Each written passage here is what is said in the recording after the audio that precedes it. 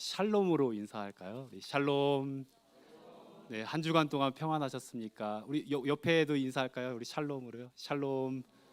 예. 네, 그리스도의 평강이 우리 성도님들 마음 가운데 충만하기를 소망합니다. 제가 담임 목사님 완식월 기간 6번 주의 강단에서 이렇게 말씀을 전합니다. 그래서 어떤 성경 말씀을 가지고 우리 성도님들과 나눌까라는 고민도 많이 되고 그리고 기도도 많이 되었습니다. 4월에 제가 3번 말씀 나눌 때는 교회 중요한 절기에 맞춰서 또 교회 상황에 맞춰서 말씀을 나누도록 하겠습니다. 그리고 6월에는 요나서 말씀을 우리 나누도록 하겠습니다. 요즘 한국에 화제가 되는 교수님 한 분이 계십니다. 이지선 교수님입니다. 지선아 사랑해라는 책과 간증을 통해서 많은 분들이 알고 계실 것입니다. 최근에 한동대학교에서 사회학 교수로 또한 후학들을 가르치다가 지금은 이제 모교인 이화여자대학교의 교수로 임용이 되었습니다. 사람들이 이지선 교수님께 관심을 갖게 되었던 것은 대학교 4학년 때 교통사고로 화상을 심하게 입었었는데 여러 어려움을 극복하고 또 공부한 이후에 자신의 모교인 이화여자대학교 교수로 임용이 되었기 때문입니다. 이지선 교수님은 사고 당시 얼굴에 화상이 많이 입게 되었다고 합니다. 그래서 너무 심해서 수십 차례 수술을 하게 되었는데 그 수술을 하는 가운데 치료하는 과정 속에서 화상을 입은 얼굴이 잘 회복될 수 있도록 간절히 기도하며 그 시간들을 보냈다고 합니다. 또한 이 교수님은 어려운 시간을 보내면서 자신과 같이 그 어려움을 겪고 있는 사람들에게 도움도 되고 어떤 그들에게 용기도 줄 수 있으면 좋겠다라는 생각을 많이 했다고 합니다. 여러분들은 요즘 어떠한 상황 가운데 있습니까? 여러분들은 무엇을 간절히 바라면서 살아가고 있습니까? 오늘 본문은 예수님께서 예루살렘에 입성하시기 전에 두 맹인을 치료한 사건을 소개합니다. 이 사건은 마가복음에도 있고 누가복음에도 있습니다. 마가복음에서는 2명의 맹인 중 1명의 이름을 바디메오라고 소개를 하지요. 오늘은 마태복음을 중심으로 함께 여러분들과 말씀을 나누고자 합니다. 특별히 두 맹인을 치료했던 이 사건 가운데 인물들을 좀 함께 살펴보면서 함께 은혜를 나누고자 합니다. 첫 번째는 무리들을 좀 보고 또한 예수님께 도움을 요청했던 두 맹인을 보고 또한 두 맹인을 치료했던 예수님을 좀 살펴보고 우리의 삶 가운데 주시는 교훈을 함께 나누고자 합니다. 저희들이 매일 성경 말씀을 묵상하는 가운데 마태복음에서 예수님께서 행하시는 기적과 또 병든 자들 고치시는 그런 사건들을 여러분들이 보셨을 것입니다. 예수님께서 기적을 행하시며 또 병든 자들을 고치시며 예수님이 누구신지, 예수님이 왜 이 땅 가운데 오셨는지에 대해서 그들에게 가르치셨습니다. 예수님께 기적을 행하시고 병든 자를 고치실 때마다 그 가운데 반응이 나타났죠. 크게 2가지 반응이 나타납니다. 예수님의 그 기적을 환영하고 또 예수님께서 정말 이 땅에 오신 메시아이시고 그리스도시다라고 반응하는 사람들이 있는 반면에 예수님의 그 기적을 인정하지 않으려고 하고 예수님이 메시아 되심을 또한 고백하지 않으려고 하는 그런 무리들도 있었습니다. 마태복음 9장에도 예수님께서 두 맹인을 고치고 또한 말 못하는 자를 고치는 그 현장에 여러 무리들이 함께했습니다. 그 무리들이 예수님께서 기적을 행하셨던 그 모습을 보면서 이스라엘 가운데 이런 일을 본 적이 없다라고 하면서 예수님이 행하셨던 그 기적을 놀랍다라고 하고 예수님께서 정말 기적을 행하시고 또한 그 일을 행하시기 위해 이 땅 가운데 오셨음을 고백하는 모습이 있죠. 하지만 똑같은 사건을 보았던 바리새인들은 예수님께서 귀신의 왕으로 귀신을 쫓았다라고 이야기를 합니다. 비판적으로 예수님을 바라보았고 예수님께서 행하시는 일들을 인정하지 않으려고 했던 모습이 있었습니다. 마가복음 9장 가운데서는 그 예수님을 따랐던 무리들과 바리새인들을 대조하면서 이야기합니다. 무리들의 반응과 바리새인들의 반응을 대조해서 우리는 볼 수 있습니다. 오늘 본문에 보면 오늘 본문에서는 예수님을 따랐던 무리들과 어떤 두 맹인들을 좀 대조해서 우리는 볼 수 있습니다. 오늘 본문 29절에 보면 그들이 여리고에서 떠나갈 때에 큰 무리가 예수를 따르더라라고 합니다.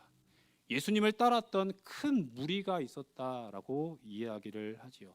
예수님이 가는 길 속에 많은 사람들이 예수님을 따랐습니다. 하지만 예수님을 따랐지만 그 무리들 가운데 예수님을 바로 잘 이해하지 못하고 올바르게 따르지 못했던 사람들이 참 많이 있었습니다.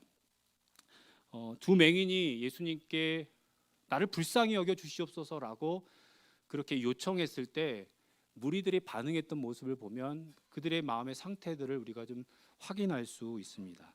31절에 보면 무리가 그들을 꾸짖어 잠잠하라라고 이야기를 합니다. 예수님 나를 도와주시옵소서라고 정말 자신의 어렵고 힘든 자신의 모습을 가지고 예수님께 나아갔는데 무리들은 잠잠하라 그리고 이렇게 꾸짖었다라고 얘기를 합니다.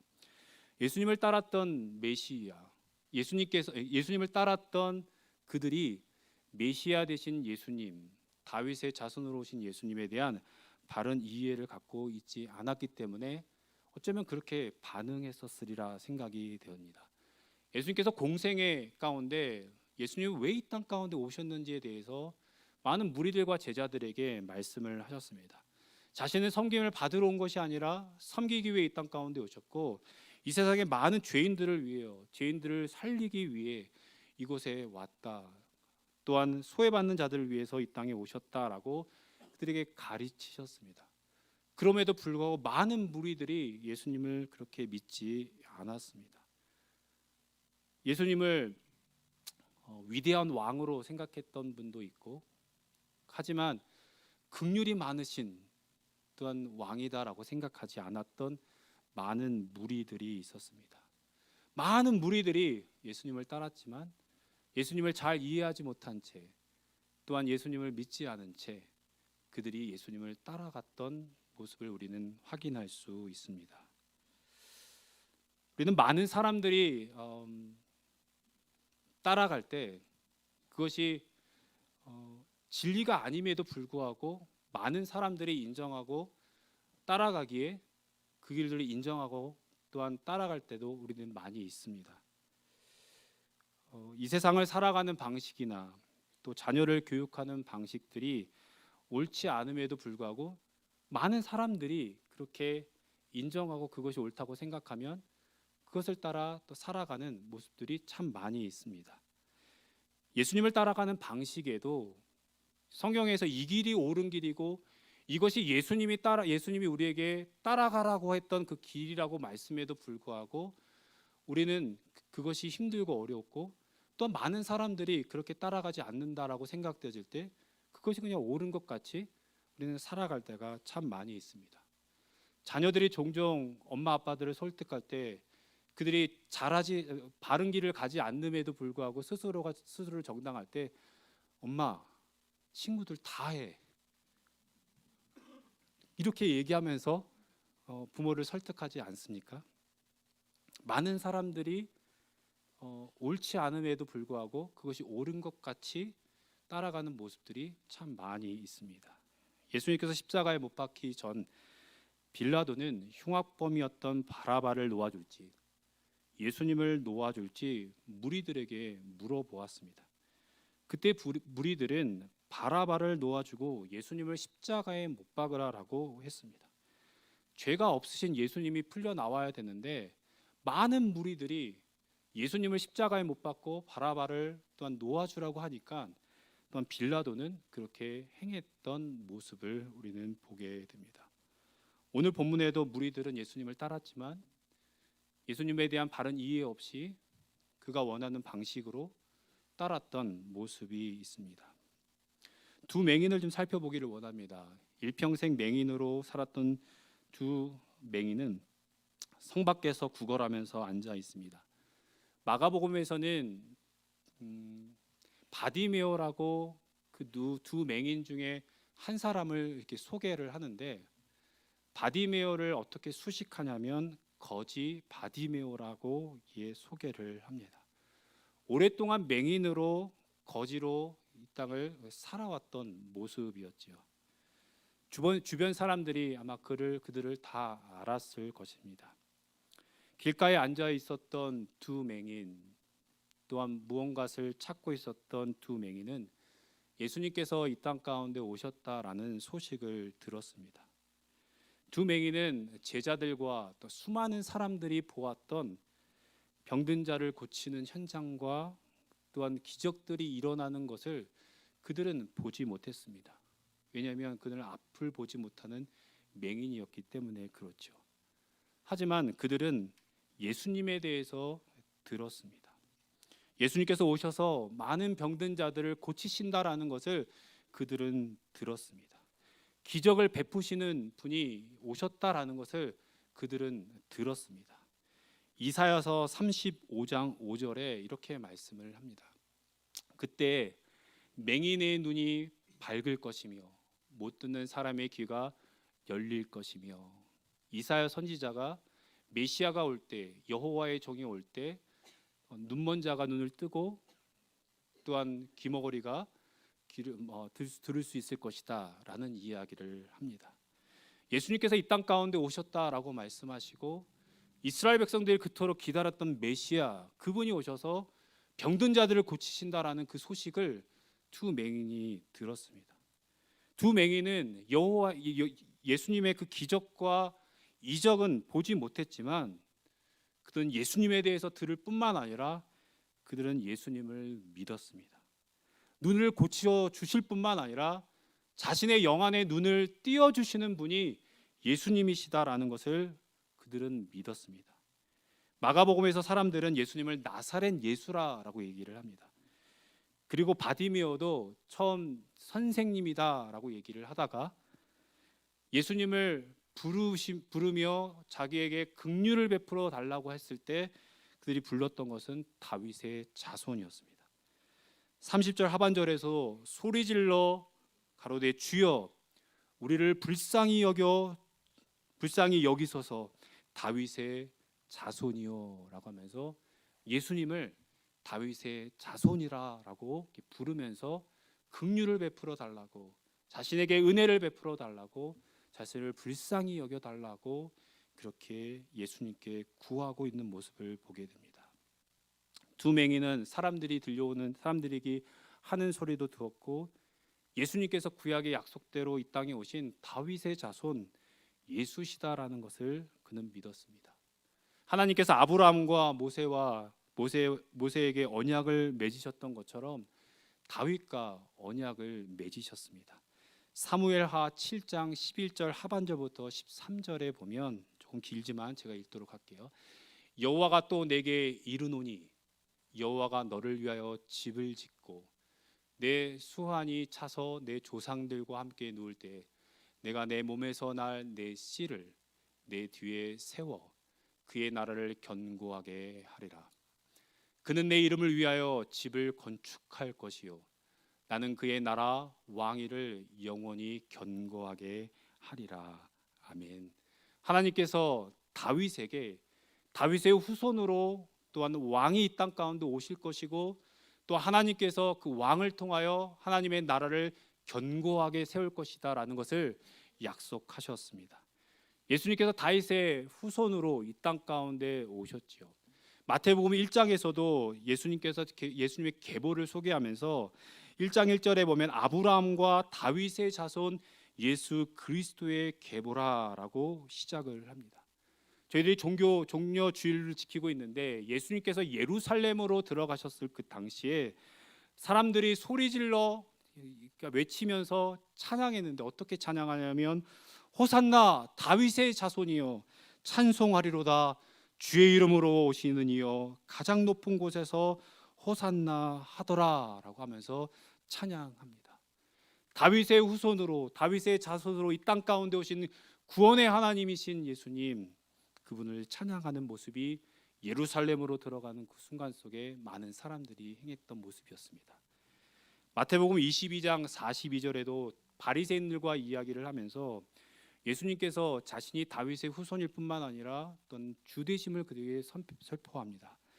22장 42절에 이렇게 질문합니다. 너희는 그리스도에 대하여 어떻게 생각하느냐? 누구의 자손이냐? 대답하되 다윗의 자손이다라고 그들이 이야기를 합니다. 예수님께서 다윗의 자손으로 이 땅 가운데 오신 메시아이시고 영원한 왕이시다라는 것을 선포하는 모습을 보게 됩니다. 예수님께서 바리새인들과 이야기를 하면서 또한 110편 110편을 인용을 하면서 예수님께서 다윗의 자손으로 영원한 왕으로 이 땅에 오셨을 뿐만 아니라 예수님은 주되시다라는 것을 그들에게 말씀을 합니다. 다윗은 성령의 감동으로 그리스도를 주라 칭하였다라고 이야기를 합니다. 그러면서 예수님께서 그들에게 이렇게 질문합니다. 다윗의 자녀 다윗이 그를 주라 불렀다면 어떻게 그리스도가 다윗의 자녀가 되겠느냐라고 이 질문을 합니다. 예수님께서 다윗의 후손으로 이 땅 가운데 오셨고 또한 예수님께서 다시 오실 분을 주라 칭하였다라는 얘기를 하면서 그들에게 질문하는 모습이에요. 어떻게 다윗의 후손이 주가 될 수 있느냐라는 것을 그들에게 이야기를 하면서 예수님께서는 다윗의 왕으로 이 땅에 오셨을 뿐만 아니라 예수님은 주되시다라는 것을 그들에게 다시금 또한 그 질문을 통해서 말씀해 주시는 것을 보게 됩니다. 구약 시대를 보면 구약에 보면 주는 하나님에게 또한 칭했던 호칭이었습니다. 아도나이 나의 주님이라는 호칭은 하나님께 또한 불렀던 그 호칭이었습니다. 다시 말해서 예수님께서 내가 주다라고 말하는 것은 나는 하나님이다라는 말씀을 그들에게 하시는 모습이었습니다. 다윗의 자손으로 이 땅에 오는 완벽한 인간일 뿐만 아니라 나는 이 땅에 온 하나님이고 하나님의 아들이다라는 것을 그들에게 말씀해 주고 있는 모습이었습니다. 두 맹인은 예수님께 나를 불쌍히 여겨 주시옵소서라고 그들이 예수님께 구하면서 예수님을 다윗의 자손이요라고 하면서 두 차례 그렇게 이야기를 합니다. 그러면서 나를 불쌍히 여겨 주시옵소서라고 예수님을 부르면서 주여라고 하면서 예수님을 부르는 모습을 보게 됩니다. 30절 후반부에 보면 주여 우리를 불쌍히 여기소서 다윗의 자손이여라고 합니다.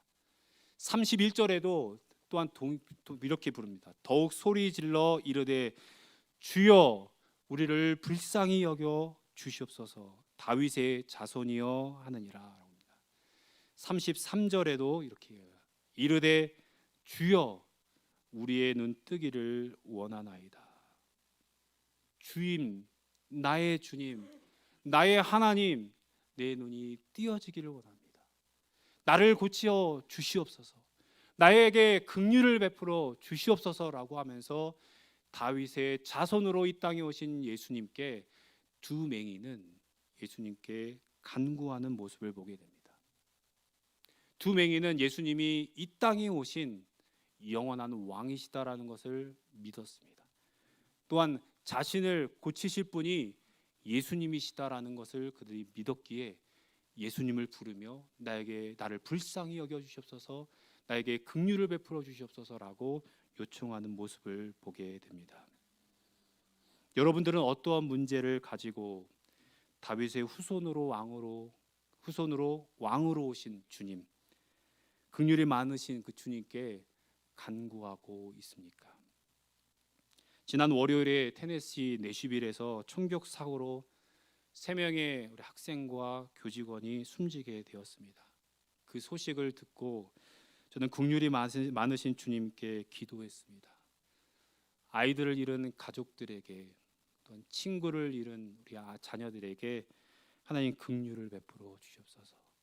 무엇이 그들을 위로할 수 있겠습니까? 하나님 그들에게 위로와 또한 그들에게 긍휼을 베풀어 주시옵소서. 그들의 마음을 회복시켜 주시옵소서라고 기도했습니다. 여러분들은 무엇을 가지고 긍휼이 많으신 하나님 우리 주님께 나아가십니까? 무리들은 예수님을 따랐지만 예수님에 대한 바른 이해 없이 따랐습니다. 두 맹인은 자신의 육신의 눈으로는 예수님을 볼 수 없었지만 그들의 영안의 눈이 띄어 있어서 그는 예수님을 믿고 자신의 문제를 가지고 예수님을 부르고 또한 예수님께 도움을 요청했습니다. 예수님을 불렀을 때 예수님께서는 어떻게 그들에게 반응을 하셨습니까? 우리 31절과 34절 우리 한 목소리로 다시 한번 우리 함께 읽도록 하겠습니다. 무리가 꾸짖어 잠잠하라 하되 더욱 소리질러 이르되 주여 우리를 불쌍히 여기소서 다윗의 자손이여 하는지라. 예수께서 머물러 서서 그들을 불러 이르시되 너에게 무엇을 하여 주기를 원하느냐. 이르되 주여 우리의 눈 뜨기를 원하나이다. 예수께서 불쌍히 여기사 그들의 눈을 만지시니 곧 보게 되어 그들이 예수를 따르니라. 아멘.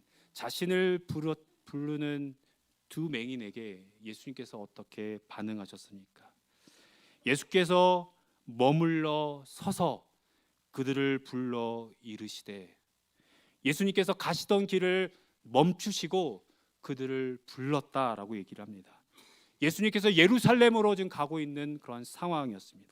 고난을 받으시고 십자가의 길을 걸어가기 위해 중요한 죄인들을 구원하기 위해 중요한 사명을 위해 예루살렘으로 가고 있는 중이었습니다. 그 상황 가운데 예수님께서 그냥 지나칠 수도 있었습니다.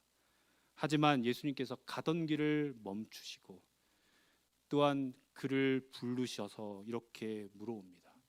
너희에게 무엇을 하여 주기를 원하느냐라고 예수님께서 그들에게 물으셨습니다. 34절에도 보고 예수님께서 불쌍히 여기사 그들의 눈을 만지시니 곧 보게 되었느니라 라고 이야기합니다. 같은 사건을 다룬 마가복음 10장 52절에는 예수께서 이르시되 가라 내 믿음이 너를 구원하였느니라 하시니 라고 합니다. 도움을 요청하고 긍휼을 베풀어 달라고 자기에게 자신을 불쌍히 여겨 달라고 요청했던 두 맹인의 예수님께서는 가던 길을 멈추시고 그들에게 집중하시고 그들에게 은혜를 베풀어 주셨던 모습을 우리는 보게 됩니다. 예수님께서는 앞을 보지 못하는 두 맹인을 치유하심으로 예수님이 이 땅에 오신 왕으로 또한 주되심을 그들에게 선포하십니다. 또한 가던 길을 멈추시고 또한 그들을 치유하셨던 그 사건을 통하여 긍휼이 많으신 분이심을 그들에게 선포하셨습니다. 누가복음 18장 43절에 이렇게 이야기합니다. 곧 보게 되어 하나님께 영광을 돌리며 예수를 따르니 백성이 다 이를 보고 하나님을 찬양하니라. 예수님을 따르는 두 맹인을 보고 주변의 많은 사람들이 하나님께 영광을 돌렸다라고 오늘 본문은 누가복음은 같은 사건을 다루면서 마무리를 합니다. 두 맹인이 치유된 이 사건은 우리에게 들려주시는 하나님의 말씀이 있습니다. 오늘 영적인 맹인과 또한 거짓된 인간들을 향한 하나님의 메시지가 있습니다. 예수님께서 마가복음 8장 18절에 예수님과 함께 있었던 제자들과 무리들에게 이렇게 말씀합니다. 너희가 눈이 있어도 보지 못하며 귀가 있어도 듣지 못하느냐 또 기억하지 못하느냐라고 말씀을 합니다. 육신의 눈이 있지만 그들이 보지 못하고 육신의 귀가 있지만 그들이 듣지 못하는 모습을 말씀하시면서 그들은 영적으로 맹인이다 또 귀머거리다라고 이렇게 말씀하시는 모습을 보게 됩니다. 예수님께서 이 땅 가운데 하나님의 아들임에도 불구하고 인간으로 이 땅에 오셔서 많은 기적을 일으키시며 또한 병든 자들을 고치시며 또한 말로 또한 그들을 가르치시면서 예수님의 그 주되심과 또한 예수님의 그 영원한 왕되심을 그들에게 선포했음에도 불구하고 그들은 알지 못했고 그들은 믿지 않았고 또한 그들은 영적인 맹인으로 살아갔습니다. 그들은 예수님이 그리스도시다 메시아 그토록 기다렸던 그 주님이다라는 것을 그들은 믿지 않고 살았습니다. 세례 요한이 아닐까? 엘리야, 선지자, 선생, 목수의 아들 예수로만 그들은 생각했던 모습이었습니다. 현 시대에도 영적인 맹인들이 있습니다. 맹인과 거지인 두 소경을 우리는 보면서 인간들은 영적인 맹인뿐만 아니라 영적인 거지였던 우리의 모습을 보게 합니다. 18세기 조지 휘필드가 그의 설교 속에서 영적으로 가난한 인간들에 대해서 설명을 합니다. 최초 인간인 아담은 하나님께서 만드신 그 아름다운 그 에덴 동산에서 정말 하나님과 동행하며 즐거운 시간들을 가졌지만 죄로 말미암아 에덴에서 쫓겨나게 되고 그러는 가난하고 어려운 시간들을 보내게 되었다라고 하면서 그 에덴에서 쫓겨난 그 아담의 모습을 보면서 우리는 영적인 가난한 우리의 모습을 보게 한다라고 얘기를 합니다. 현 시대는 맹인이고 거지된 인간들이 주님을 보지 못한 채 살아가고 있는 것을 보게 됩니다. 왜냐하면 그들 본인이 맹인이다라는 사실을 모르고 집단한 거지인지를 알지 못하기 때문입니다. 보지 못하고 듣지 못한 채 살았던 헬렌 켈러에게 어떤 사람이 그녀에게 물었습니다. 맹인인 것 두렵지 않습니까? 라고 질문을 했습니다. 그때 두 눈을 가지고 아무것도 못 보는 것보다 마음으로 보고 맹인인 것이 낫습니다라고 대답했다고 합니다. 이 시대의 영적인 맹인이 이 시대를 살아가는 가운데 정말 영안의 눈이 띄어서 우리의 구원자 되시고 이 땅에 오신 다윗의 후손이신 그 예수 그리스도를 만나고 매일의 일상의 삶 속에서 하나님이 주시는 은혜를 누리며 살아갈 수 있기를 원합니다. 긍휼이 많으신 하나님께서 그들의 마음을 변화시키시고 성령의 놀라운 역사하심을 통하여 그들의 영안의 눈이 띄어 하나님을 보며 믿음의 삶을 살아갈 수 있는 은혜가 있기를 소망합니다. 저와 여러분들은 어떤 사람이었습니까? 본질상 영적으로 맹인이고 거지였습니다. 하지만 영적인 눈이 우리에게 띄어지자 우리의 죄악된 모습이 보이기 시작했습니다. 우리의 죄악된 모습을 가지고 우리는 간절히 하나님께 나아갔지요. 우리의 죄를 용서하여 주옵소서, 우리에게 은혜를 베풀어 주시옵소서라고 우리는 간절히 주님께 나아갔습니다. 그때 십자가의 은혜가 우리의 가운데 있을 때 우리는 죄사함의 은혜를 누리고 하나님이 주시는 은혜 가운데 살아가게 되었죠. 우리에게 영원한 생명을 주신 하나님, 하늘나라를 바라보며 이 땅을 살아갈 수 있는 은혜를 베풀어 주신 하나님께 하나님을 위하여 온전하게 살겠습니다라는 그 갈망과 함께 기도하면서 우리는 살아가게 되었죠. 근데 어느 순간부터 때로는 이러한 갈망함이 없이 이 땅을 살아가고 있는 우리의 모습이 있습니다. 타국에서 살아가서 분주한 가운데 있기 때문에, 아니면 세상의 가치에 동화되어서 우리의 삶 가운데 영적으로 무딘 채 살아갈 때가 참 많이 있는 것들을 보게 됩니다. 영적인 문제를 인식하지 못한 채 회복하고자 하는 그런 갈망함 없이 그냥 현실에 동화되어서 살아가고 있는 우리의 모습이 많이 있는 것들을 보게 됩니다. 사랑하는 성도님들, 여러분들은 어떻습니까? 예수님께서 제자들과 무리들에게 말씀했던 것처럼 예수님께서 인류를 구원하기 위해, 죄인을 구원하기 위해 예루살렘으로 가는 길 속에 두 맹인을 고치셨습니다. 두 맹인은 자신의 눈이 띄어지고 영안의 눈이 띄어지고 난 이후에 예수님을 따라갔던 모습이었습니다. 고난의 길을 가고 있는 그 예루살렘으로 가고 있는 그 예수님을 그들은 따라갔습니다. 사울이 교회를 핍박하고 성도들을 핍박하는 가운데 다메섹 길을 걸어갈 때 그의 영안의 눈이 띄어진 이후에 그의 삶은 변화되었고 예수님을 따라가기로 결정하고 그의 삶이 예수님의 제자로서의 삶을 살아가는 모습을 우리는 성경에서 보았습니다.